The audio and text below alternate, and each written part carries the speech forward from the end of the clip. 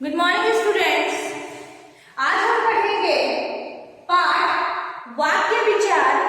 वाक्य विचार का हमने पहला पाठ पढ़ लिया था और आज हम देखेंगे दूसरा पाठ। दूसरे पाठ में जो हम वाक्य विचार के वाक्य के जो भेद पढ़ रहे थे, पहला भेद जो अर्थ की दृष्टि से था और दूसरा भेद जो हमने देखा वो है आपका रचना के आधार पर।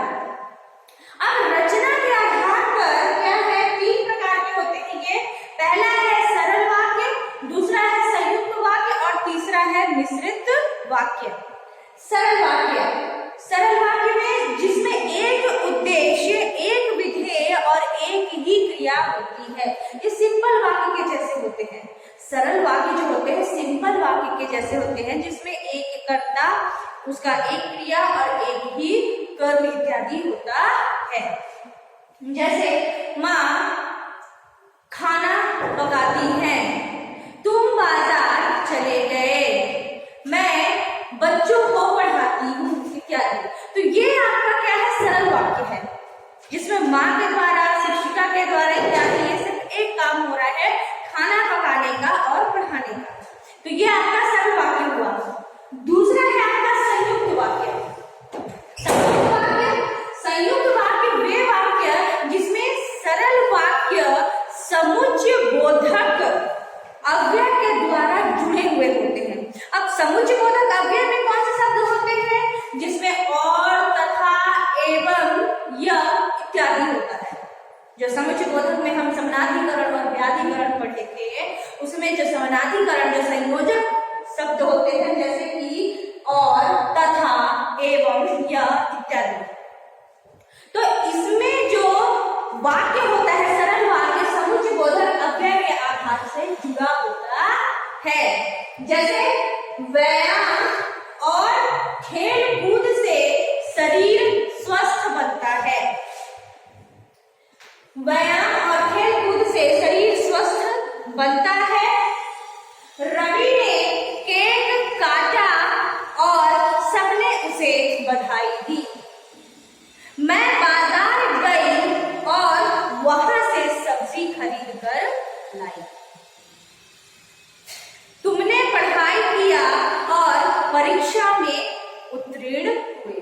तो इस तरीके से हमने देखा और, तथा, एवं इत्यादि संयोजक शब्दों के माध्यम से हम जो शब्द जोड़ते हैं वो आपका संयुक्त वाक्य कहलाता है, जो इसका अर्थ होता है जोड़ना, संयुक्त करना, बड़ा करना। अब इसके बाद है तीसरा मिश्रित वाक्य।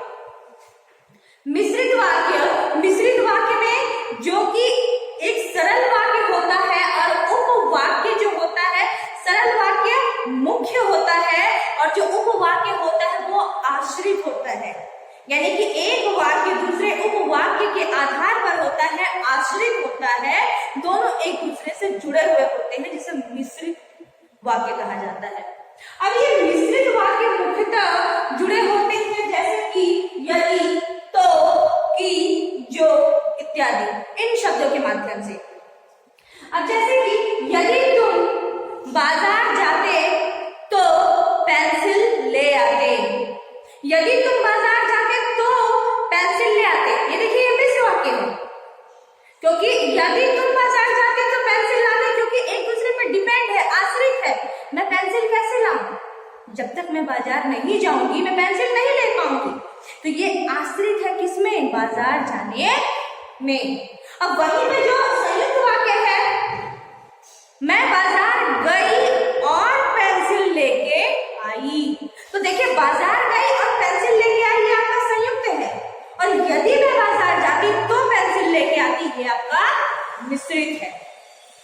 उसके बाद माँ ने कहा कि तुम्हें अपना काम स्वयं करना चाहिए। माँ ने कहा कि, अब माँ जो है एक ऑर्डर फॉर्म में जो बात कह रही है, तो वो तुम्हें अपना काम स्वयं करना चाहिए, तो वो डिपेंड है माँ के ऑर्डर पे कि माँ कहेगी तो वो काम होगा। तो माँ ने कहा कि तुम्हें ये कार्य करना चाहिए। जो मोना ने जो चिड़िया देखी थी उसने वही चिड़िया सबको दिखाई। तो इस तरीके से हमें पता चलता है कि एक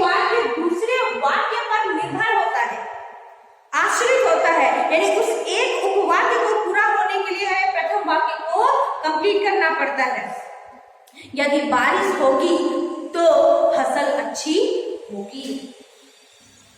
यदि पशु नहीं आते तो फसल बर्बाद नहीं होगी। तो इस तरीके से हमने देखा जो वाक्य विचार है, वाक्य विचार में हमने जो रचना के आधार पर देखा था, रचना के आधार पर जो हम देख रहे हैं इसमें 3 भेद होते हैं, सरल वाक्य, संयुक्त वाक्य और मिश्रित वाक्य। एक बार हम फिर से इसको रिवाइज कर लेंगे। तो एक बार हम फिर से रिवाइज करेंगे। यहाँ पे वाक्य क्या है? वाक्य जब शब्दों के सार्थक समूहों को एक निर्धारित क्रम पर निर्धारित किया जाता है या निर्धारित क्रम पर लिखा जाता है जिससे कुछ अर्थ निकलते हैं, वो वाक्य कहलाते हैं। और वाक्य में जिन शब्दों का प्रयोग होता है वो वाक्य में आने के बाद पद बन जाते हैं।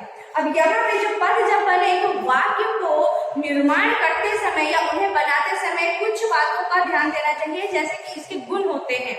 अब इसके गुण कौन कौन से हैं? इसमें निम्नलिखित गुण होने चाहिए। पहला है पदक्रम, दूसरा है रोचकता, तीसरा है योग्यता और चौथा है अन्वय या मेल। पदक्रम जिसमें पदों को सही क्रम पे लिखा जाना चाहिए। दूसरा रोचकता, ऐसे वाक्य बनाए जाने चाहिए जिसमें रोचकता होनी चाहिए, जिसे पढ़ने का मन हो। और तीसरा है योग्यता, यानी कि वो ऐसे वाक्य होने चाहिए जिसे पढ़ने के बाद हमें समझ में आए कि उस वाक्य में क्या कहा जा रहा है। उसके बाद हमने देखा चौथा अन्वय, यानी कि जो मेल होता है, मेल यानी कि उन शब्दों का वाक्यों के आधार पर क्या अर्थ निकला और उनका क्या मेल बन रहा है। फिर उसके बाद हमने देखा उसके अंग, वाक्य के अंग। वाक्य के मुख्यतः 2 अंग होते हैं। पहला है आपका उद्देश्य और दूसरा है विधेय। उद्देश्य जिसमें आपका होता है कर्ता और विधेय होता है कर्ता के द्वारा किया गया कार्य। जैसे राम ने श्याम को, ये सब आपका हो गया कर्ता। उद्देश्य, राम ने रावण को मारा, यह आपका विधेय हो गया। राम ने पत्र लिखा, तो जो कार्य राम के द्वारा हो रहा वो विधेय है और राम जो है अपने आप में उद्देश्य है। उसके बाद हमने देखा तीसरा जो है उसके भेद।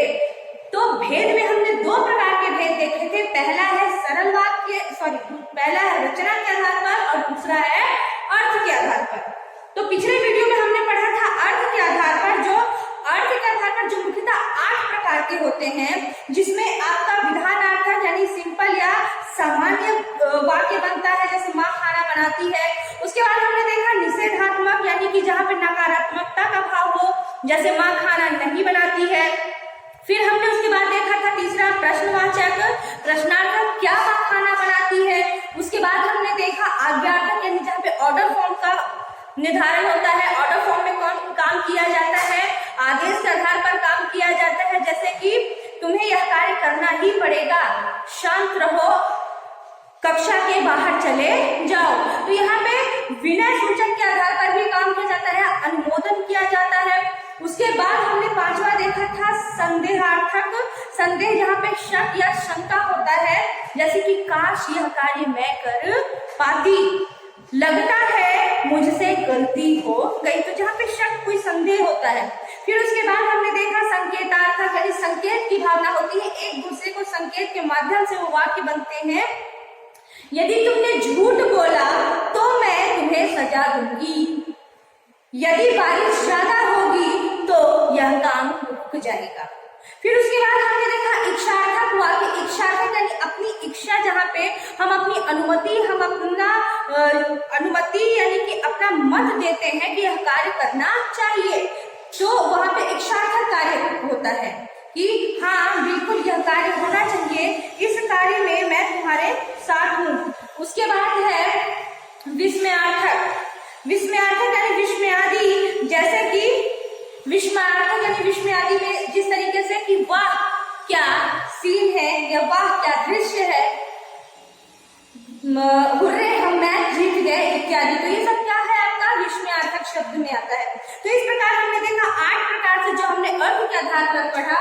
उसके बाद हम देखते हैं रचना के आधार पर। रचना के आधार पर हमने 3 पढ़े, जिसमें सरल वाक्य, सिंपल वाक्य होता है, दूसरा है संयुक्त वाक्य, ऐसे वाक्य जो समुच्चय बोधक शब्दों के आधार पर जुड़े हुए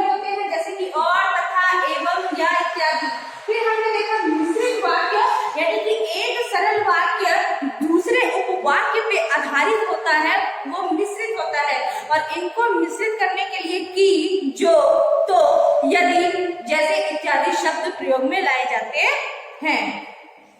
तो इस प्रकार से ये वाक्य विचार था। आई होप स्टूडेंट्स ये चैप्टर आपको समझ में आ गया होगा। जो चीज समझ नहीं आएगा आप मुझसे पूछेंगे कि इसका क्या अर्थ है, किस प्रकार का आपको डाउट है, वो एकदम से मुझसे पूछेंगे। Thank you.